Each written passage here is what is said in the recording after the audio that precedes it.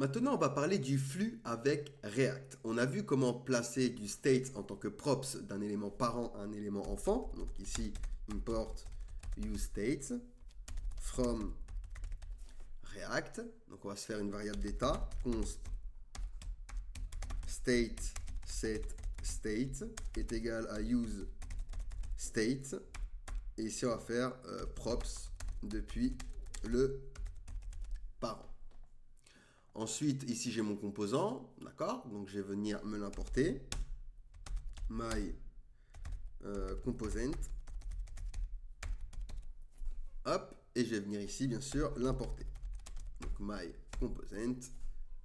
Nickel. Donc, on va lui placer la props, que j'ai appelé props parent, comme ça, c'est plus explicite. Et je lui place le state. Donc, dans my component, je vais venir récupérer mes props et afficher dans un P, donc props. Hop, et on avait mis props. Je l'appelais comment? Props parent. Props parent.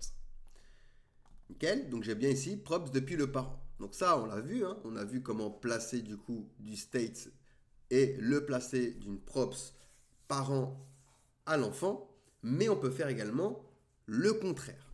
Comment on fait pour faire le contraire? Placer du coup des props de l'enfant aux parents, ça peut être très utile pour certains cas. Eh bien, on va venir ici se faire un state, par exemple children states, et set children state est égal à use state qu'on va faire démarrer à nul. Ensuite, ici, on va lui donner, par exemple, onStatusChange est égal, et on va lui placer la fonction handleChange.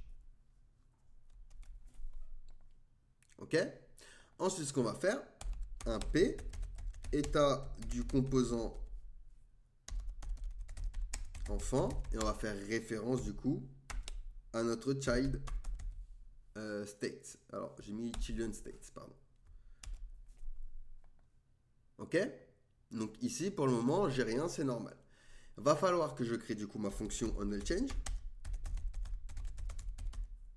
est égal du coup à une fonction avec new state, on va l'appeler,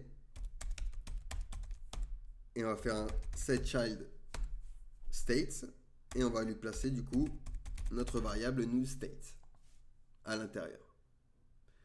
Donc là, pour le moment, il est nul, donc j'ai rien. J'ai juste état du composant enfant.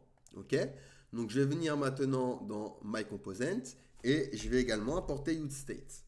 Import, donc useState from React.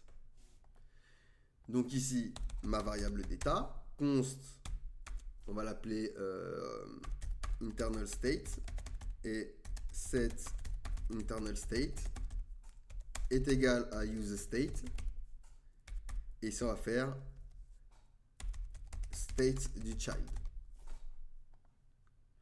OK? Ensuite, on va se faire un petit p, état du composant enfant, et on va faire référence à internal state. Un petit bouton pour changer ça. Donc on va mettre changer l'état, et ce sera un one click. Donc il va faire un handle change. Donc cette fonction, on va venir se la créer.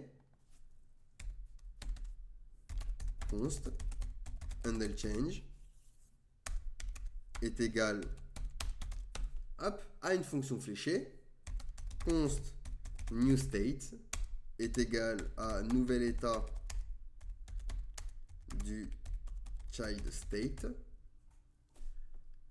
Hop. Et on va utiliser du coup notre fonction setInternalState pour changer le state de l'enfant directement depuis l'enfant. Donc ce sera égal à newState. Et on va utiliser du coup la props que l'on lui a passé ici, le onStatusChange ici, que l'on va récupérer au niveau de notre props. Hop, comme ceci, et que l'on va pouvoir utiliser directement à l'intérieur.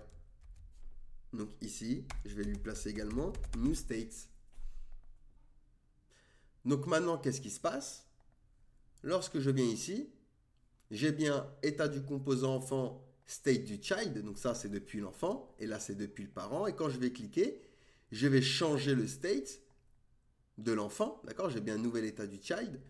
Et j'ai également passé ma props, donc mon state, de l'enfant aux parents, puisque je l'ai affiché également aux parents. Donc par exemple, si j'efface le P de l'enfant là,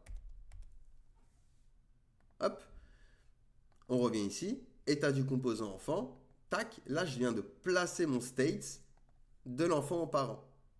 Donc voilà comment on peut inverser du coup le state. On peut le placer de parent à l'enfant comme de l'enfant aux parents.